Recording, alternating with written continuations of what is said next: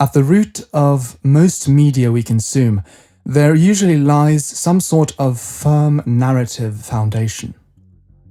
Plots of most movies, books, or other stories we come across can usually be boiled down quite easily to a certain basic template, which, through its structure and progression, expresses a set of underlying ideas that we as consumers hopefully find intriguing or thought-provoking. In some cases, the overuse of a template-based structure renders the piece of media too predictable and boring, repeating the same plot lines we've already seen numerous times in the past, over and over. In such cases, the themes of these media can become dry, mundane, or even insulting to your intelligence. Greed is bad. Being courageous is good, or perhaps hard work pays off, just to name a few that show up quite frequently. But sometimes, though, you'll come across a piece of media which is so convoluted, unpredictable, and frankly original that it baffles you to the point where you can't stop watching despite not understanding about 90% of what is even happening. And I don't know about you, but when such a convoluted and complicated medium still manages to express something fundamental about the human experience, or at least make me question something fundamental about the human experience, even when I don't fully understand the plot itself, it's just bound to catch my interest. One such case is the esoteric 90s anime, Serial Experiments Lain. Paradoxically, while I was racking my brain trying to understand the actual concrete events that were happening before my eyes, I was having a much easier time seeing the underlying themes and subjects that were being explored as the series progressed. Throughout the serial experiments that are each episode of this anime, the boundaries between illusion and reality are continuously eroded, and we're introduced to questions about identity, consciousness, and the boundaries of the self, of what exactly I means. The lines between things we usually think distinct from one another are continuously blurred as our confusion grows with each installment, yet there's also something deeply striking about the underlying themes which overrides the surface-level confusion felt upon watching it for the first time. And despite how old it is, I think it presents these themes in a way that's somehow more relevant to our real-life experiences than the majority of similar media today. See, we live in a world today in which we aren't merely defined by our physical bodies and minds, but also by a myriad of other things. In fact, you might say that our physical presence in space and time is becoming less and less important by the day, as new technologies continue to emerge which invite us into a whole other world. Just last week, Apple Vision Pro was announced, for example, and these kinds of reality-bending technologies will only continue to develop into the future. What does it even mean to have a definite identity in such a complicated world? I think it's amazing that an anime from the last millennium can present these questions as well as it does. So today, I'm going to give you some of my thoughts on it. In the beginning, Lain seems to be a story about an introverted schoolgirl of the same name, Iwakura Lain, going through her life. She lives in a world in many ways similar to our own during the advent of the internet era, its equivalent being referred to as the wired throughout the narrative, a complex virtual network composed of the set of all human communication infrastructure. Yet, from the very beginning, strange phenomena occur, and the general cinematography of the show indicates from the very start that something is off about this story. The premise of the plot is that Lane's classmate, Chisa Yomoda, commits suicide by jumping off a building, and a few days later everyone in the class receives a mysterious email from her saying she's not truly dead, but has abandoned her physical body to somehow exist as a free entity within the wired, somehow freeing herself from the constraints of physical reality to exist as a free spirit. Lain checks her email for the first time in ages, but this curiously causes a chain reaction, and the initially introverted Lain, who was oblivious to the wonders of the virtual world, transforms into a technophile over the course of days, metamorphosing her empty room into a supercomputer as increasingly bizarre events continue to unfold around and, more importantly, within her. It soon becomes evident that there exist several different versions of our main character, Iwakura Lain. The shy and introverted schoolgirl is paralleled by a much more forceful personality within the wired, the internet world. Many characters strangely report having seen Lain in places she wouldn't be expected, like the busy nightclub Siberia, and strange figures appear in fragmented scenes, stalking our protagonist. As we burn through the 13 episodes of the show, the 13 layers, our confusion only grows, and the boundaries between the things we usually think about as being distinct are melted away, like gallium in our palms. In the beginning, we thought Lain was just an introverted schoolgirl with an emotionally distant mother and sister, and a geeky father, and some friends trying to cheer her up and get her out of her shell to be a little more extroverted.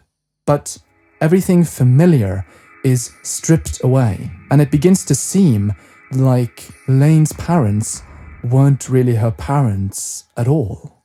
That the real world is in some sense just a shadow of a different world, and that Lain herself was never even a real person to begin with. This abject confusion and that atmospheric peculiarity which goes hand in hand with it throughout the series generates a mixture of melancholy and uncertainty, which serves as one of the most potent emotional characteristics of Lain. Most of the narrative, although not all of it, is experienced from the perspective of the eponymous protagonist, and by virtue of this, we as viewers gain a special insight into the subjective world of Iwakura Lain, the girl. From the very first episode, the lighting and atmosphere of the show are used as a highly artistic device to generate a distinct sense of the unnatural that permeates the air constantly. The world is often presented as hazy, like a vague fever dream of sorts. Things feel unreal, uncanny, the things usually considered a normal part of everyday life becoming alien and distant. In some scenes, Lain is placed in focus, singled out from the masses, and the surrounding characters lose their definition, becoming like ghosts and fading into the background as if they were dense clouds of fog. The music is frequently either absent or replaced by a monotonous drone which rings like a faint, low tinnitus, a strange, undefined kind of anxiety which is nonetheless ever present. The whole uncanny artistic expression of the show reminds me somehow of Junji Ito's work. Junji Ito is another maker of what I consider to be some of the most interesting and thought-provoking art to come out of Japan, utilizing a very particular artistic and narrative style to encapsulate various ideas and concepts in a way that can deeply resonate with the human experience. In the case of Serial Experiments Lain, though, one of the impressions which is most frequently conveyed by the show's use of these uncanny feelings of melancholy is a sense of distance and isolation. And it does so in a way that, despite how confusing everything is, manages to be extremely relatable at the same time. The show approaches the question of human identity in many different ways, but one thing that struck me about it is how well it encapsulates the experience of the psychological introvert, and in a general sense, that deeply subjective component of a human being's consciousness. No matter whether you're an introvert or an extrovert, you've probably had this very particular feeling at some point in your life that what's happening around you isn't quite real. Maybe you just got home, tired after traveling a long distance, or maybe you just woke up at 3 p.m. on a Sunday after a long night of endlessly playing video games with your friends. In these cases, there can sometimes be a certain feeling of dreaminess or dissociation from the world around you. A kind of brain fog which places you, the subject, at an experiential distance from the object, from your surroundings. Of course, these are just some random examples I came up with, and this sense of distance from the surrounding world can also be a more general disposition. Either way, it's at times like these that we feel the least present in the moment. The boundary between the I and what is being observed by the I seems hazy in a way, yet at the same time it also seems distinct in a different way, as if you're in a different place, not really participating in the real world. In some scenes of the show, the interactions between Lain and her counterparts are interrupted by a kind of barrier we have to zoom through to reach the other side. So, I don't know. What is it? Oh, cut it out! Don't tease her like that. The actual, real external world seems hidden behind some kind of veil. The veil of Lain's own subjective experience. An idea is created that Lain herself, unlike the jovial people around her going about their lives, isn't really at one with the world around her, per se, but is rather a kind of observer, a consciousness which is privy to the surrounding world without directly participating in it. This, along with the atmospheric melancholy and subjective way of presenting the world that Lain lives in, to me becomes a deeply resonant presentation of introversion, as I said. The surrounding world isn't just there. You aren't just a part of the environment. You aren't just a creature which can interact freely and be at one with the world to be a part of it. Rather, the environment is, in a way, a part of you, because you're so focused on the things happening inside of you. Maybe it's your own thoughts, assumptions, or questions. The external world as you experience it becomes an extension of that internal world. Your own thoughts and mood find their way out of your mind and imprint themselves on your surroundings so that you can't actually reach the outside world. The boundary between what is objective and what is simply an idea or assumption you've imprinted on the world around you becomes hazy. How does this connect to the question of human identity that's so much the focal point of this anime? Well, because what I just described is in many ways precisely what identity is. One way of thinking about oneself is to say that I means the piece of me which is aware at any given moment. If we think about ourselves in this way, we can consistently feel sort of safe and secure about who we are in the world. Who am I? Well, I'm the consciousness which is formulating its own thoughts in front of you, the viewer, right at this moment. As Lain says, "What really matters is that as long as I'm aware of myself, my true self is always right here inside of me."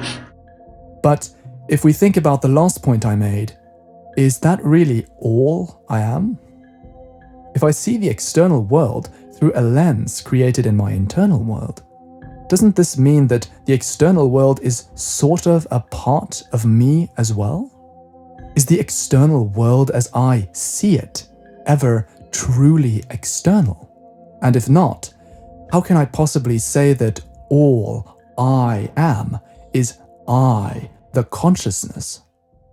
What about all the parts of me which somehow make their way out of my conscious ego? What about my subconscious assumptions, attitudes, and desires? I'm not exactly aware of them, but they have to be a part of me somehow, don't they? If we take this line of thought to its extreme, we might even say that the thoughts other people have about us can in some sense be said to be a part of who we are. That their very memories of us are a part of what makes us real, what makes us have an identity in the first place. It quickly becomes very clear, in any case, that it's not really so obvious what exactly I means, and that is precisely the implosion of the sense of security about oneself that Serial Experiments Lain tries to capture. The very asking of these unsettling questions becomes a way to erode the sense of security that we have about who we are.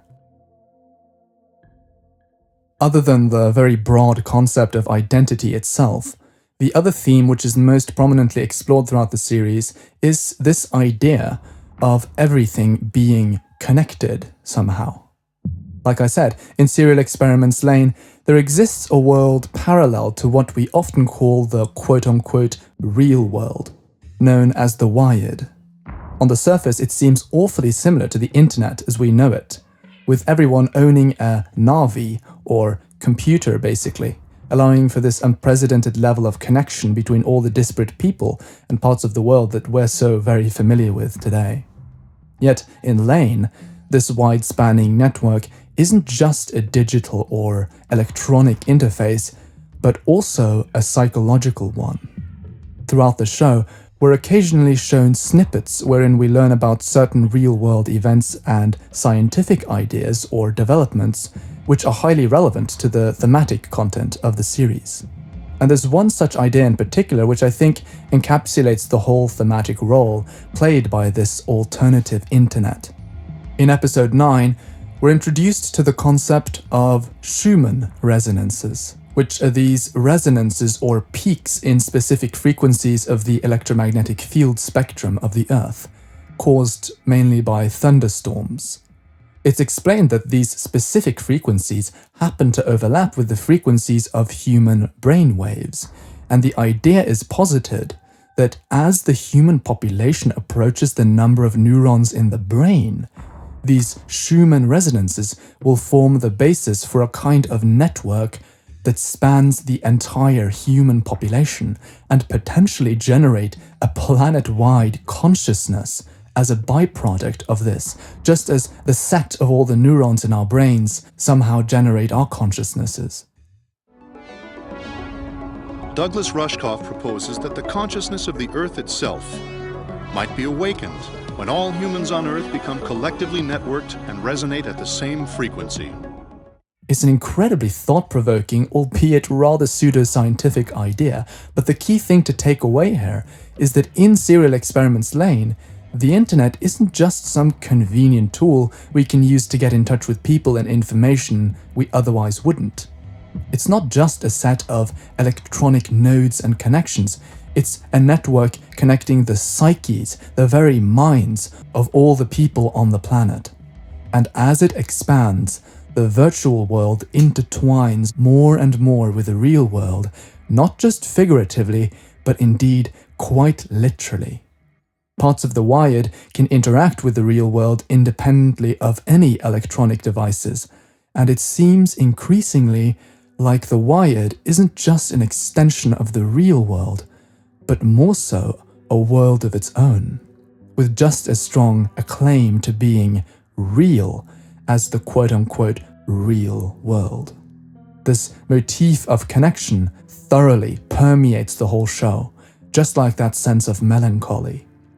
In almost every episode, the ominous and melancholic atmosphere I mentioned is accompanied by the camera at times focusing on the vast power lines spanning across the city, a physical manifestation of everything being connected. And indeed, this statement itself, everything is connected, is presented to us word for word. Sometimes we can hear the scattered voices of various people spewing incoherent information as Lain explores the wired, underlining the connection between her and them.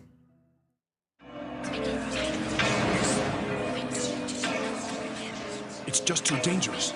We have to avoid approving any more bills. I can't believe it. How can such a nice guy get himself into such a collection of weird stuff? There's an extremely serious bug that's been detected in Protocol 6. Everything and everyone has a channel through which they can reach anyone else, anyone in the world, on a moment's notice. In a post-internet society, there's a constant, never-ending stream of information pouring towards us, tempting us to lose ourselves in it. And this is exactly what Lain does in the show. She becomes enthralled by this infinite well of information, spending most of her time sitting in a dark room which slowly transforms from the empty bedroom of a child into a surreal technological matrix. And the question then becomes, when we become lost in this technological matrix that is the internet, when we have the whole world at our fingertips like this, connected to so many disparate voices outside of ourselves, what becomes of the part of us that was unique and personal? And what happens to our presence in the real world? When the virtual ceases to be a convenient extension of the real world, instead becoming a world of its own, an upper layer of reality, which one of these two layers of reality is ultimately the real one? The wired might actually be thought of as a highly advanced upper layer of the real world. In other words, physical reality is nothing but an illusion, a hologram of the information that flows to us through the wired. But, Ma... You might say that it's this philosophical exploration of the relationship between the digital and physical worlds that's the most relevant of the themes contemplated in Serial Experiments Lain. But like I said, the wired isn't just a network of digitized information. It's used as a meta-narrative tool to express a set of psychological ideas that form the groundwork for the exploration of a slightly different set of thematic ideas as well. There are two concepts in particular which are relevant here, and they both happen to be Jungian concepts, and some of you might correctly guess that that gets me very excited. Firstly, the whole network that is the wired is explicitly used throughout the series not just as a representation, but in fact as an embodiment of the collective unconscious of the whole human species. The collective unconscious was originally coined by Carl Jung to describe a certain set of fundamental ideas and concepts which are universal to the human experience, and which Jung postulated are essentially built in to the psyches of every human being from birth. These concepts include archetypes like the hero, the wise old man, and the tree of life, just to name a few. And you can see how universal they truly are just by taking a look at the plot of almost any popular story. We can all recognize the commonalities between characters like Gandalf, Dumbledore, and Yoda, for example. In Lain's world, though, it's as if these two frameworks that connect us all, the internet on the one hand and the collective unconscious on the other, have been fused together. And in a way, you could say that that's precisely what the internet is, even here in our actual real world, just in a slightly less paranormal way. Because what is the internet but a collection of our shared ideas and experiences as a species?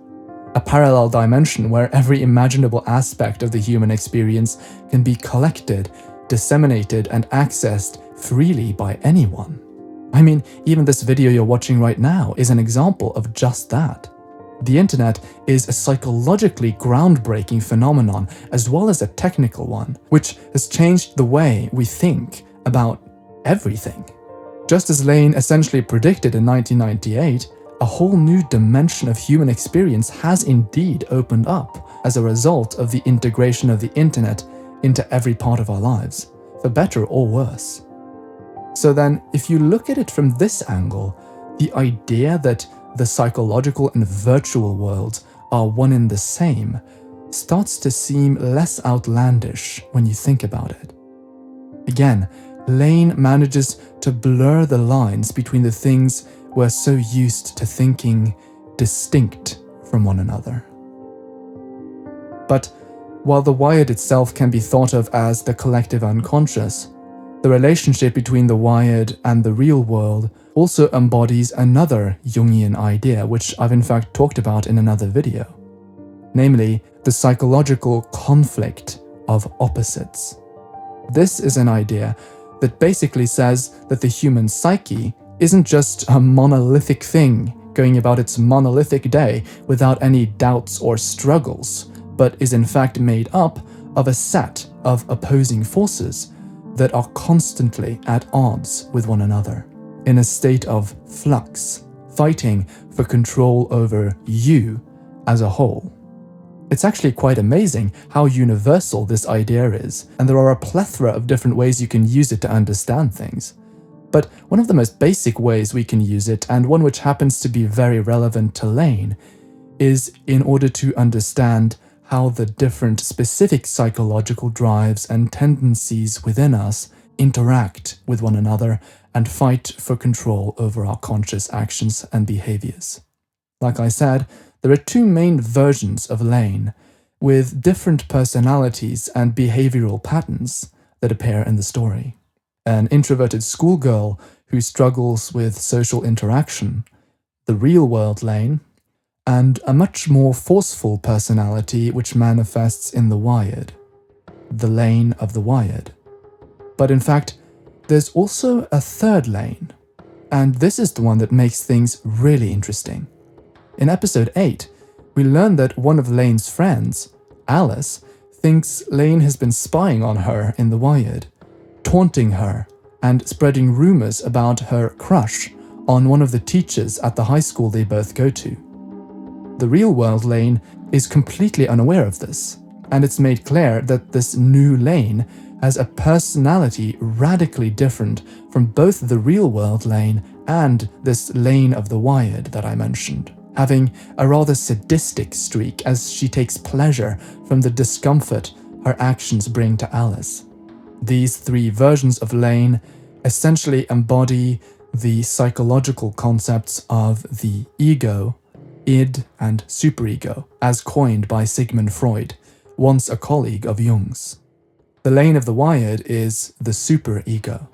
It's often labeled the ethical part of your mind, but in this case, it's more like the version of you which you know you should try to move towards.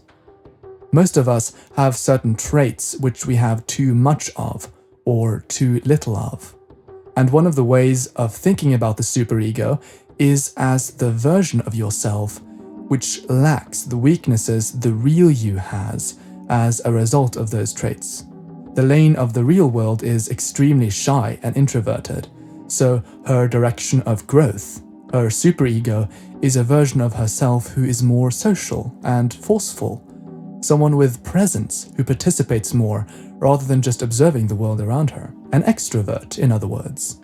The third Lain we're eventually introduced to then is the id, the part of your mind harboring your unacceptable, unconscious desires and proclivities, the part of yourself which you hate and repress into the unconscious, diametrically opposed to the ideals of the superego. And of course, the real-world Lain is the ego, the conscious self, or the person you think you are. In reality, just a compromise between the id and the superego, the sum of this conflict of opposites. It's by breaking Lain up into these constituent parts and having them conflict with one another that much of the tension of the plot is generated, and fittingly so, because by virtue of this, Lain as a whole becomes a complex metaphor for the whole identity conflict that typically takes place within the mind of every human being. I want to mention one specific example from the series which really demonstrates this before I move on. Because of the pain and discomfort Alice suffers as a result of the rumors that are spread about her because of the actions of the third Lain, Lain herself, her ego, decides to use the reality-bending powers she gained through her integration with the wired and the collective unconscious, don't ask me how she got them, to erase the memories of anyone that ever learned about it. Or at least she imagines that she did. Like I said, it's quite hard to tell sometimes what's real, but it doesn't really matter because we're talking about the themes here, not the plot. When she goes to school after erasing their memories, or simulating the erasing of their memories, instead of happily greeting them as if nothing ever happened, a spectre of Lain instead emerges from her body and greets them, leaving Lain herself behind, watching from afar once again. The spectre that joyfully greets her friends is the third Lain, the id. The fact that Lain herself is left behind, unable to reap the benefits of having erased their negative memories of her, reflects this schism within her identity which I've been laying out. When she erases their memories, she gives in to that very urge which the id represents in the first place. An urge that's convenient and expedient, but which comes at the expense of the reality and humanity of the people around her, reducing them to objects, or more accurately, applications or machines which can be reset at your convenience. The honest and sincere part of Lain that just wanted her friends back can't reap the benefit because the action that led to it was dishonest. It tainted her conscience. And, indeed, whenever something taints your conscience, what's really happening is that there exists two different parts of you which are in conflict with one another. Your identity isn't really as unitary and singular as you think. As the id says, That's right. It's just like you said, Lain is Lain, and I am me.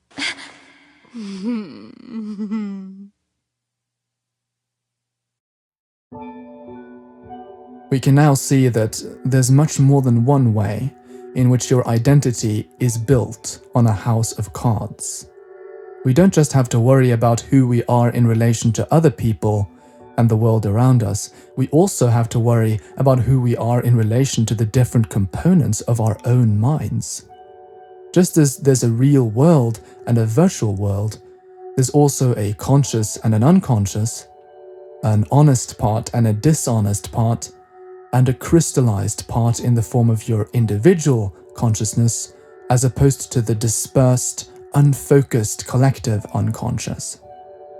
The question Lain keeps rubbing in your face is, which one of them is the real you? At the end of the show, the final climax essentially goes something like this. Lain herself, throughout all this time, was never exactly a human being to begin with. Her identity was originally dispersed, scattered throughout the wired or throughout the collective unconscious of the human race. In fact, you might say that she herself is a representation of, or even straight up is, the collective unconscious of humanity, crystallized and given a distinct identity and body as a result of the plot's admittedly ambiguous events. After all, the name Iwakura refers to the ancient Shinto worship of rocks believed to contain God, and the idea of the collective unconscious being a manifestation of God is hinted at repeatedly throughout the show. The idea that if you're omnipresent within every human mind, existing everywhere at once, that makes you a god in a sense. At the end, as a result of the plot's events, Lain connects the minds of all humans together through the network of the collective unconscious, seemingly creating a hive mind of sorts, rendering our individual identities redundant and meaningless. She did this all at the behest of a character I ironically haven't really mentioned, the main antagonist, a scientist named Masami Eiri, who installed his own consciousness into the wired, becoming a dispersed yet omnipresent entity akin to what Lain herself was before she was given a physical body. He represents this belief that our physical bodies and individual identities are meaningless, merely pieces of software running on hardware. Yet, at the end, in episode 12, there's one person Lain has left behind in the real world. One person she hasn't connected to. Alice. The only person who was truly her friend during her time as a human. Alice represents the polar opposite of Masami Airi, the individual, physical, human aspect of our identities. After Lain gives in to Airi's idea that the physical world is merely a lesser reflection of a higher, abstract and virtual world, relinquishing her identity and humanity, Alice is the one who breathes that humanity back into her with her beating heart. You are wrong. Look, I don't really understand everything that you're saying, but somehow I think that you're wrong. It feels like your body's cold, but you're alive, Lain. Here, give me your hand. I'm alive too. You see?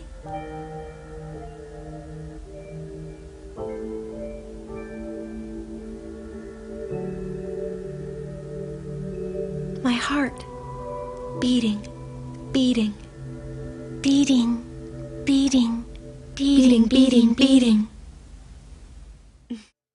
Yet, in the end, Lain still ultimately chooses to reset the entirety of reality, starting a new world, a new timeline where none of the events of the story ever happened.